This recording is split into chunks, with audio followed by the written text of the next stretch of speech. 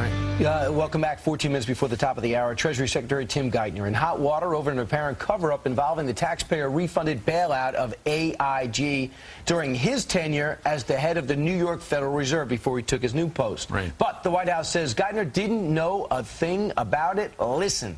Secretary Geithner was not involved in any of these emails. These decisions did not raise to his level at the Fed. He wasn't on the emails that have been talked about and wasn't party to the decision that was being made. This is emails and decisions that are being made by two people. That decision did not rise to his level. Well, a lawyer for the New York Federal Reserve backs up the claim that Geithner didn't know anything, but our next guest, not so sure yet. Congressman Issa is a member of the House Oversight and Government Reform Committee. He joins us from Washington, D.C. Good morning to you, sir. Good morning. And, you know, Steve, once again, it's not about the mistake, which was huge, billions of dollars of American taxpayers' money gone probably forever. It is about the cover-up, and these emails indicate that there was an attempt not to have the American people know what was going on. And in particular, apparently, information went out from the New York Fed to AIG.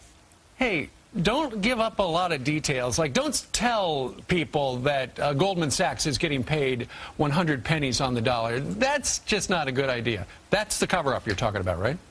Absolutely. That's the cover-up, and now it appears as though part of the cover-up is they covered up from their own boss.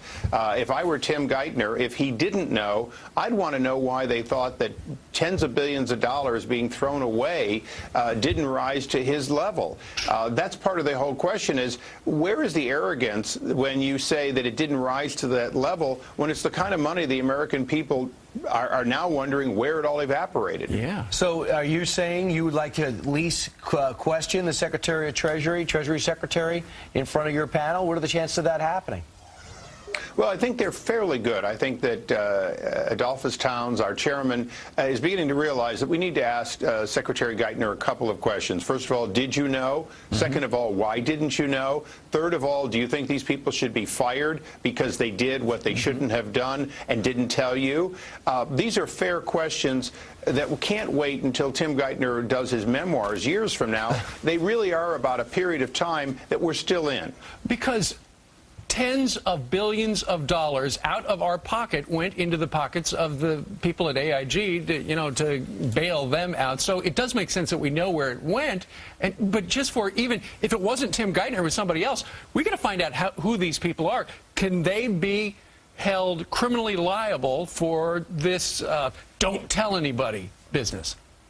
Well, certainly they may be, but more importantly, we've held investigations about whether or not Bank of America and Merrill Lynch properly disclosed their merger and some problems in it.